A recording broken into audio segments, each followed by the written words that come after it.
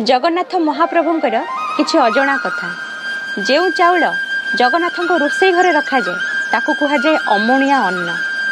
से चाउल को रंधा सैला परे ताकू कहा जाए अर्ण। से अर्ण को रोषेई घर बाहर को निया गले ताकू कहा जाए छेक। से छेक को भैरवी चक्र रे रखा गले ताकू कहा जाए भोग।